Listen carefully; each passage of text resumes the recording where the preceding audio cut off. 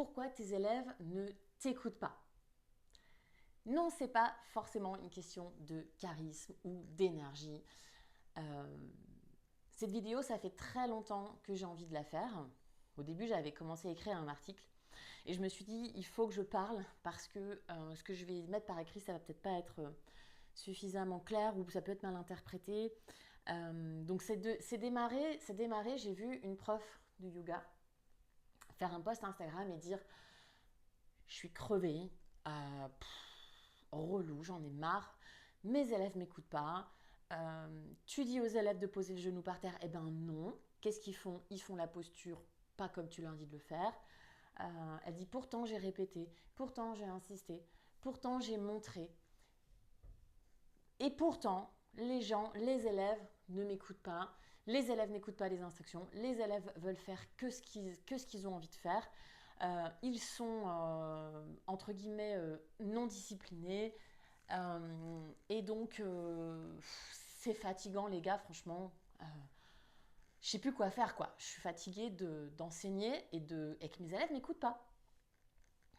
Alors moi, je vois ce post et puis dans ma tête, je me dis, tiens, c'est bizarre parce que moi, mes élèves, ils m'écoutent, tu vois. Donc, et je me dis, est-ce que c'est une question d'énergie, de charisme? Parce que souvent, au yoga, on aime bien dire, ah, elle a une super énergie, elle a du charisme. En fait, rien à voir, Micheline. En fait, c'est un truc, ça s'apprend. Tu vois, et on l'apprend pas à l'école. Et à l'école, on t'apprend pas à être directif, on t'apprend pas à occuper l'espace, on t'apprend pas à être charismatique, on t'apprend pas selon la formation de professeur de yoga que tu as fait. Moi, la première formation de yoga que j'ai fait, on m'a pas appris à être charismatique, on m'a pas appris à indiquer les choses, on m'a pas appris à, on m'a appris à faire quelques postures si tu veux, mais bon, sans parler de ça.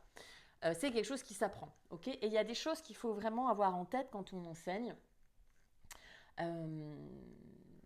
On n'est pas juste là pour, encore une fois, enseigner des postures, même si là, on va principalement parler d'enseignement de posture. Pourquoi tes élèves ne t'écoutent pas? La raison numéro 1, c'est que tu n'es pas assez directive et tu n'as pas envie d'être directive. Tu n'oses pas être directive parce que tu te dis que le yoga, c'est le monde des bisounours et qu'il faut être gentil et bienveillant. Mais être bienveillant, ça ne veut pas dire t'as payé 49 € le cours et en fait, tu sais quoi, c'est toi qui décides, moi je suis juste là pour te proposer des choses et en fait, tu fais ce que tu veux. Non, tu as payé 49 € le cours, tes clients, tu veux que la prof t'emmène quelque part. Tu veux que la prof te guide. Tu veux que la prof dirige ta pratique. Sinon, tu vas sur YouTube. Dites-vous que les gens, s'ils viennent dans les salles de yoga aujourd'hui, dans les salles de sport et qui payent ce prix-là, c'est qu'ils ont envie d'être pris en main. Il faut les diriger, c'est notre métier, on est là pour diriger leur pratique, diriger leur attention, pour que le mec, la nana, ils arrêtent de penser, en fait. Et donc, tu n'es pas assez directif, tout simplement. Tu es trop gentil, entre guillemets, tu proposes trop d'options, tu es trop mignonne, quoi. Tu es trop mignonne. Tu es trop douce, tu es trop mignonne. Tu montres tout ce que tu sais faire plein de trucs, c'est super, tu sais expliquer plein de trucs, c'est super, mais tu ne diriges pas. Tu ne te places pas en tant que leader, tu ne te places pas en tant que prof, tu ne te places pas en tant que maestro ou chef d'orchestre ou metteur en scène. Tu refuses de prendre cette place, tu refuses d'être directive, tu veux être gentil, tu veux être bienveillante, alors que en fait être bienveillant, encore une fois, c'est être honnête. Être bienveillant, c'est être honnête avec ce que tu es, ce que tu véhicules. Tu es prof de yoga, donc t'es pas, je sais pas moi, un loisir, t'es pas gentil animateur du Club Med. T'es prof de yoga. T'es là pour diriger un cours de A à Z. T'es là pour occuper l'espace de A à Z. T'es là pour faire encore en sorte que tes élèves, ils lâchent prise. Et toi, comme tu veux en fait être gentil et tout, tu leur laisses le pouvoir. Tu n'es pas directive. Et les gens, ils s'ennuient. Ils savent pas quoi faire. Ils regardent autour. Et tu dis pose le genou. Mais ils n'ont pas envie de poser le genou parce qu'en fait, ils ont. Dès le départ, tu n'as pas pris ta place. Tu n'as pas pris la place de c'est moi qui t'emmène aujourd'hui. Micheline, t'as payé 39 € le cours. T'inquiète pas, je vais t'emmener quelque part. Vas-y, n'aie pas peur. Vas-y, c'est bon, je suis là pour toi. Je vais t'emmener quelque part. Non, toi, tu veux être gentil. Donc, il faut apprendre à être directif. Ça ne veut pas dire autoritaire, ça ne veut pas dire être méchante, ça ne veut pas dire que tu vas casser les gens, ça ne veut pas dire que tu ne vas pas les décomplexer, ça ne veut pas dire que tu ne vas pas leur donner des options, ça ne veut pas dire que tu ne vas pas être inclusif, ça ne veut pas dire que tu ne vas pas leur faire des petits massages, ça ne veut pas dire que tu ne vas pas leur dire plein de mots gentils, plein d'encouragement. Non, tu vas juste en fait faire ce pourquoi tu es payé. C'est-à-dire tu vas emmener les gens de A à Z. Donc première chose, tu n'es pas assez directif. J'ai 7 points. Ça, c'est le premier point. Le deuxième point, c'est que tu donnes le nom des postures. Et c'est tout. On n'est pas dans un cours de Ashtanga, en tout cas, moi en tout cas dans ma vision des choses, dans ma vision du Vinyasa, de l'enseignement du Vinyasa, on n'est pas dans un cours d'Ashtanga et on n'est pas là pour dire Warrior 1, inhale, exhale 1, inhale, exhale 2, inhale, exhale 3, 4, 5. Non, nous, c'est pas ça le délire. C'est pas ça. Et ça, c'est très directif, le Ashtanga, et c'est cool. Bah, si les gens ils veulent lâcher prise selon leur psyché, leur mode de contrôle, leur mode de lâcher prise, leur préférence tout simplement, et voilà, leur mécanisme, on va dire, ça peut être trop cool de faire un Ashtanga. Mais nous, en Vinyasa, on n'est pas là pour donner le nom des postures parce que déjà, on fait beaucoup de variations, on fait beaucoup de flow, on est assez créatif en Vinyasa, on propose des choses parfois un petit peu à gauche, un petit peu à droite, et c'est jamais le même flow, et c'est pas codifié. Le Vinyasa, c'est pas codifié. Donc, t'es pas payé pour donner le nom des postures, en fait. Parce que sinon, moi, je vais sur Google, tu vois, et à ce moment-là, j'ai pas besoin de payer 49 € le cours. Non, si tu donnes le nom des postures, les gens, là, à la limite, c'est encore pire, c'est que ils anticipent. Tu dis Warrior 1. Alors le mec, il y va. Il fait son Warrior 1, son guerrier 1, de merde. Parce que personne lui a appris à faire un guerrier 1 correctement. Parce qu'on, voilà, c'est comme ça. On donne le nom des postures, on donne le nom des postures, et puis on a une idée de la posture. Et donc forcément, les gens, ils font la posture que tu leur dis de faire, mais ils ne la font pas comme toi tu voudrais qu'elle fasse. Donc ils ne t'écoutent pas en fait, ou ils anticipent, ils sont en avance ou ils sont en retard. Donc encore une fois, tu n'es pas en train de diriger ta classe. Donc on ne donne pas le nom des postures. En tout cas, c'est pas, bien sûr, on donne le nom des postures, mais on ne donne pas que le nom des postures. Exemple, chien tête en bas. Prenez une grande inspiration, levez la jambe droite vers le ciel. Sur l'expiration, ramenez le genou à la poitrine, posez le pied droit entre les mains. Posez le genou gauche sur le sol, relâchez le coup de pied gauche sur le sol, déroulez la colonne, gardez la stabilité du bassin, les pieds pressent dans le sol, la peau du bas-ventre est à l'intérieur. Lorsque vous serez redressé, dans une inspiration, vous pourrez lever les deux bras vers le ciel en demi-fente, Crescent Moon, Anjaneyasana, ce que tu veux. Restez là, inspirez. Expirez, posez le bout des doigts sur le sol.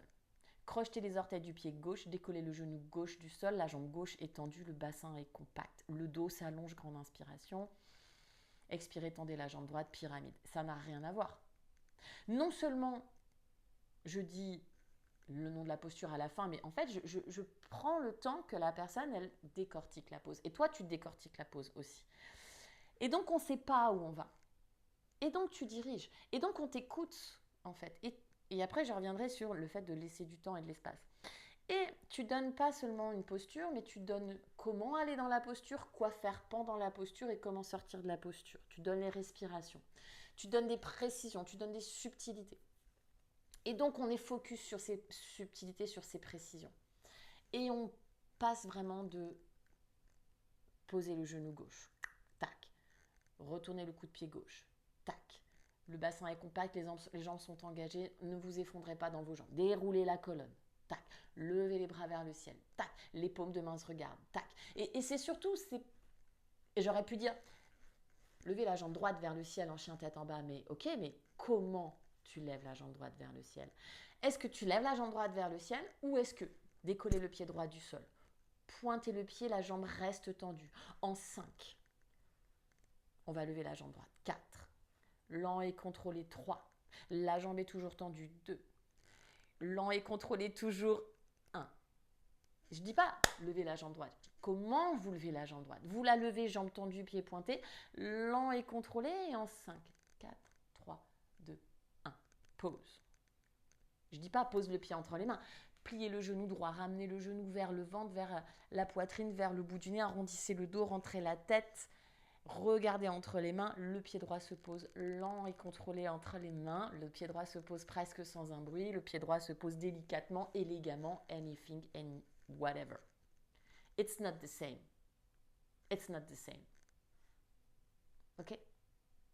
Je suis pas en train de dire guerrier 1 et j'en ai rien à foutre comment tu fais ton guerrier. Non, pose le pied droit sur le sol.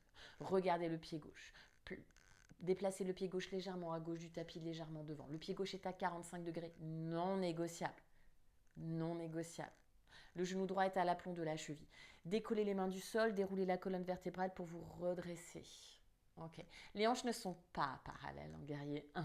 Les bras se lèvent, le buste regarde face. Les épaules montent vers les oreilles, les doigts de la main sont serrés, les pouces sont écartés. Les bras sont tendus, l'énergie, blablabla, l'énergie, l'anatomie. Alors, ça, c'est un autre sujet sur les types de langage énergétique, anatomique, imagé, émotionnel. Bref, tu as compris la différence? Je pense que oui. Je pense que la différence, elle est de très, très, très, très grande taille. D'ailleurs, dans les examens de formation de 200 heures, la grille d'évaluation sur les indications, c'est la plus grande grille d'évaluation. C'est le plus grand travail que l'on doit faire lorsqu'on commence un 200 heures.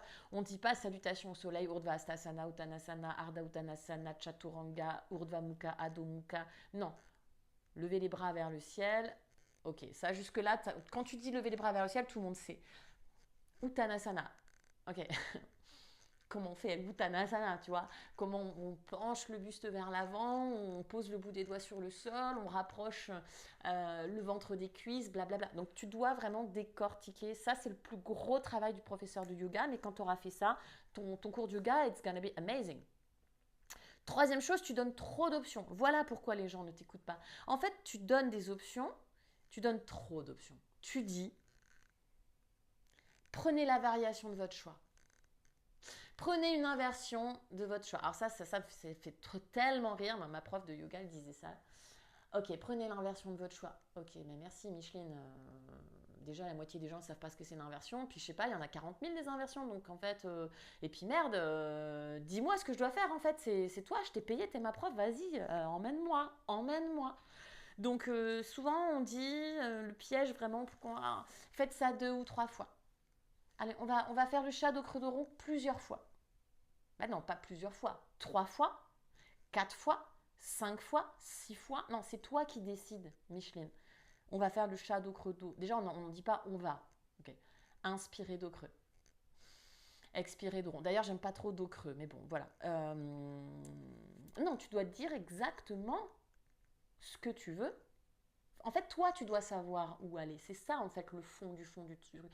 C'est que toi-même, tu sais pas où aller. Tu donnes la responsabilité à tes élèves, alors que eux, ils sont payés pour que tu sois responsable aujourd'hui, le temps d'une heure, de leur cerveau. Genre, je veux décrocher. Je veux décrocher.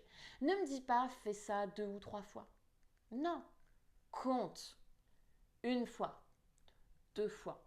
3 fois. Parce que toi, tu sais combien de fois tu veux le faire. Un truc pour t'aider, moi, je recommande de faire systématiquement tout 3 fois. Ou alors tout 5 fois, parce que 3 fois, des fois, c'est pas beaucoup. 5 fois, des fois, c'est pas mal de quand même répéter le mouvement 5 fois. Des fois, 3 fois, bon, ça nous manque un petit quelque chose. Donc, ça dépend du mouvement, ça dépend de ce que vous êtes en train de faire. Mais le Shavash, 3 fois, c'est pas beaucoup. Donc, tu peux faire 5 fois. Quand je thématise mes cours sur les chakras, j'aime bien, si je suis sur le 6e chakra, j'aime bien faire 6 répétitions. Quand je suis sur le 7e chakra, j'aime bien faire 7 répétitions. Quand je suis sur le 4e chakra, j'aime bien faire 4 répétitions. Bref, t'as compris. Le minimum, c'est quand même 3 répétitions. Mais toi, tu dois savoir où tu vas. Donc, arrête de donner toutes les options de la Terre. Ne dis pas guerrier 3, les bras comme vous voulez. Non, guerrier 3, les bras tendus devant. Guerrier 3, les mains en namasté en face du cœur. Guerrier 3, les bras le long du corps. Ne dis pas, soit vous faites ça, soit vous faites ça, soit vous faites ça. Non, à la limite, tu donnes 2 choix. Mais bien sûr que tu donnes des options. Tu donnes des options. Je vous ai dit, on n'est pas là. Être directif, c'est pas ne pas donner d'options. Moi, je donne toujours, je pense que 2 options, c'est le minimum. 3 options, c'est l'option bonus. Revenons sur l'exemple des inversions. Et tu donnes du sens. Et c'est le point numéro 6 qui est le fait de donner du sens, donc j'y reviens après. Mais tu donnes du sens, ok. Aujourd'hui, je vous propose de travailler l'inversion de la posture sur la tête, Shirshasana, qui est, voilà, les bienfaits de cette inversion, si vous la maîtrisez, etc. On va dire, c'est un peu le thème de la journée, ok. Si ça ne vous parle pas, si ça ne vous intéresse pas, si vous avez une blessure, si vous n'avez pas envie, en fait, on n'est pas obligé d'avoir une blessure pour ne pas faire une posture. On n'est pas obligé d'être enceinte pour ne pas vouloir faire une torsion avec une compression, etc. Alors ça, c'est encore un autre sujet. Mais si ça ne vous intéresse pas aujourd'hui, la posture sur la tête, c'est pas pour toi aujourd'hui. À la place, vous pouvez faire une chandelle. Mais si tout ça ne vous va toujours pas, dites pas faites autre chose. Non, dernière option, vous allongez sur le dos, vous mettez la brique sous le bas du dos et vous levez les jambes vers le ciel, Viparita Karani. Vous savez quelle est l'option A, quelle est l'option B, et s'il y a une option C, vous connaissez l'option C. Vous savez où vous allez, tu sais où tu vas. Si tu ne sais pas où tu vas, les gens n'ont pas confiance en toi et ils ont raison de ne pas avoir confiance en toi parce que tu véhicules en fait tu n'es pas sécurisante puisque tu ne sais pas où tu vas. Quand tu sais où tu vas, quand tu sais l'option A, l'option B, l'option C, tu es sécurisante puisque la meuf elle sait où elle va. Donc tu as la confiance. La confiance, c'est une question de sécurité. Chakra numéro 1. On n'aura pas la confiance si on n'a pas la sécurité. Donc, tu donnes trop d'options. Donc, il faut arrêter de donner trop d'options. Il faut que tu saches exactement ce que tu veux. Quatrième point, tu n'es pas assez précise. Donc, on revient aux indications qui étaient au départ. Alors, je dis précise, précis, garçon, fille. Je ne fais pas l'écriture inclusive, ok. Donc, c'est pour tout le monde. Je ne fais pas de différence. Tu n'es pas assez précis ou précise.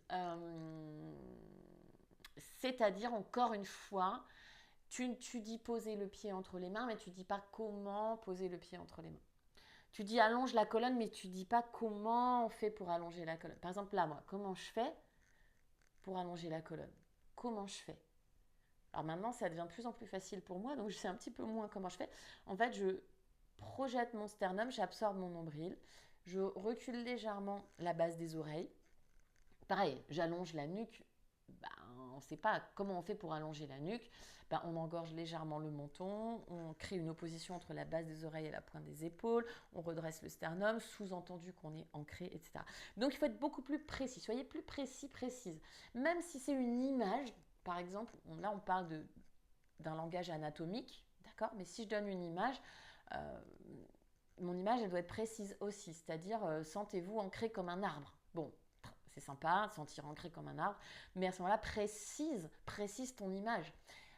Visualisez des grandes racines, des grosses racines, comme par exemple les jambes, ce sont des racines, les racines qui s'enfoncent dans la terre et en dessous de la terre, les ramifications des racines, imaginez, visualisez quelque chose qui descend, quelque chose qui coule vers le bas, quelque chose qui s'accroche en dessous et encore en dessous. Donc allez vraiment dans la précision de vos images, de vos illustrations, de vos métaphores, de vos langages énergétiques, de votre langage imagé.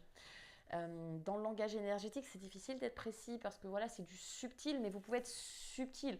Plus vous serez subtil, plus on va vivre une expérience et donc plus on va t'écouter, plus on va te faire confiance, plus on va te suivre. C'est pour ça que les gens ne t'écoutent pas. C'est pas parce que tu n'es pas charismatique, c'est parce que tu n'as pas appris, tout simplement.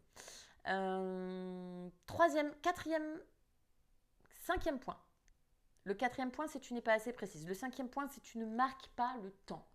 Donc le temps est égal temps-espace. Pour moi, c'est la même chose, c'est que tu n'occupes pas l'espace et tu ne crées pas tu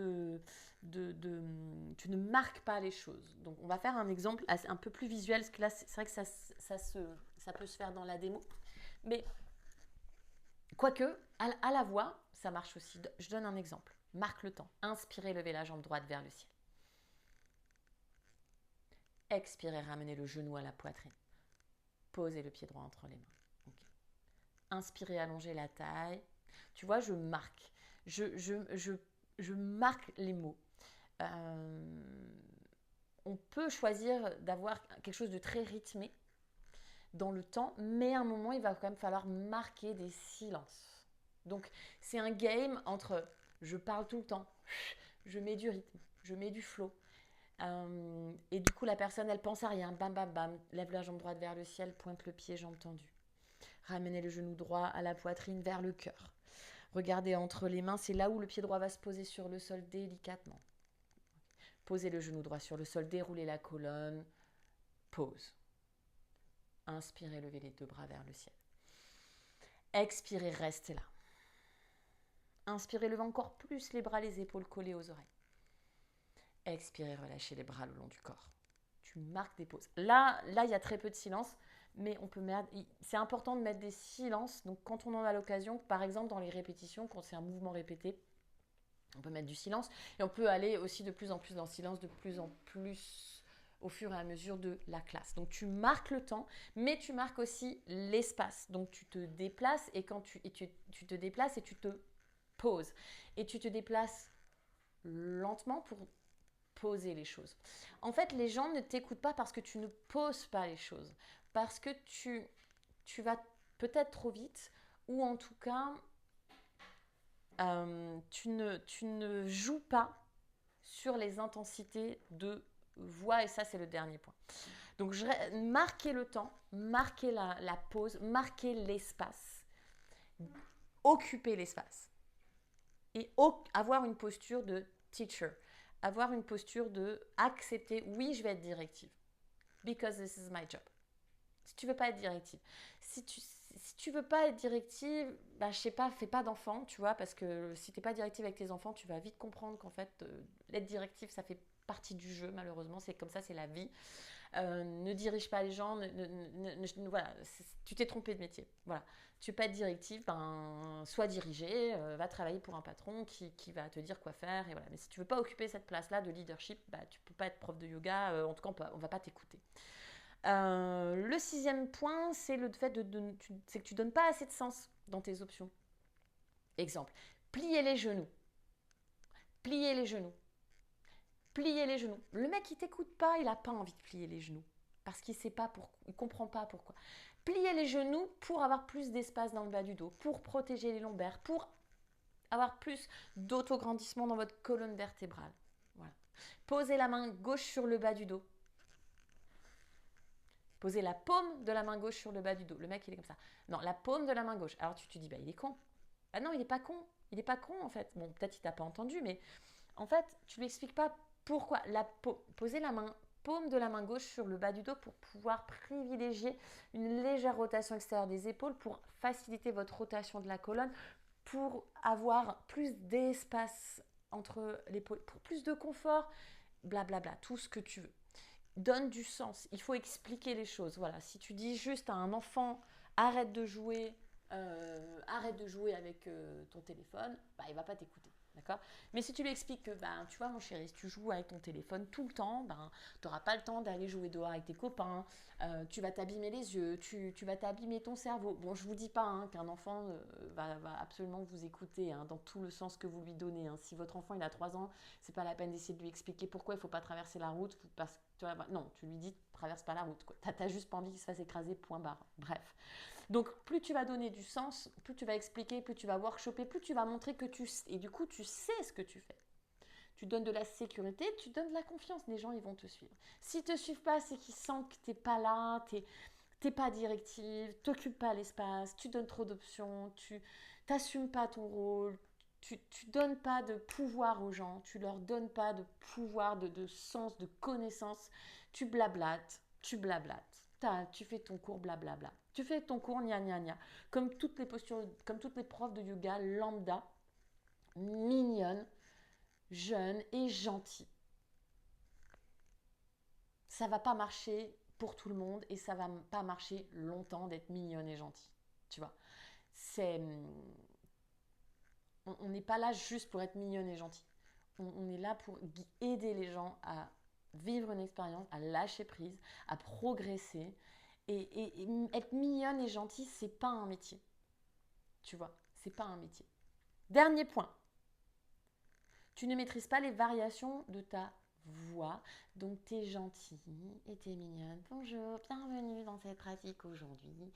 On va faire un yoga du cœur aujourd'hui. Alors, ouvrez votre cœur, mettez vos mains en prière entre faces du cœur et connectez-vous à votre cœur, connectez-vous et aimez-vous. Ah! Ouais, d'accord, Micheline. Bon, on me l'a déjà faite celle-là, tu vois, c'est bon, j'ai 40 ans, aimez-vous, mettez vos mains en fait.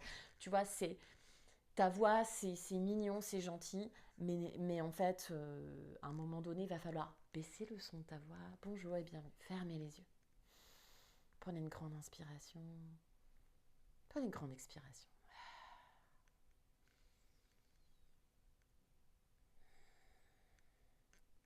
Pause. Silence. Ouvrez les yeux, commencez à bouger la tête, les épaules. Okay. Inspirez, levez les bras vers le ciel. Expire, ouvrez les bras en cactus. La voix, elle est moyenne. Elle est passée de basse, douce, ancrée, ancrante, englobante, pas gentille, gna gna gna gna, englobante, sécurisante, chaleureuse, quelque chose de voilà. Maintenant on part dans le mouvement, levez les bras vers le ciel, tournez la tête à gauche, tournez la tête à droite, rotation de la colonne, blablabla. Ok, salutation au soleil. Ok, levez la jambe droite vers le ciel. Non, ok. Quand tu veux mettre un peu de feu là, quand tu veux ça bouge là. Ok, allez, levez la jambe droite vers le ciel. Ramenez le genou à la poitrine. Posez le pied droit entre les mains. Cherche la compression. Genou gauche sur le sol. Now. Cool. Inspirez, levez les bras vers le ciel. Expirez, relâchez les bras le long du corps. Et là, maintenant, si tu veux leur faire, je sais pas moi, Chaturanga. Ok. Allez, on y va, Chaturanga. On y va ensemble, Chaturanga. Plie les genoux, inspire. Expire, pousse dans ta planche de Chaturanga. En fait, tu dois aussi à un moment donné monter l'énergie, faire monter le feu, faire monter la vibe, le fun, le let's go guys, let's go now. Yeah, let's go and do it. Et ensuite, on redescend tranquille, pause.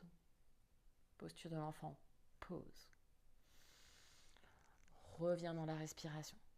Si l'esprit est parti quelque part, ramène tout de suite l'esprit dans ta respiration, dans ton corps. Inspire pour 1. Inspire pour 2. Ok, déroulez la colonne, come back. Tu vois l'idée? Je pense que tu as compris l'idée. Ok.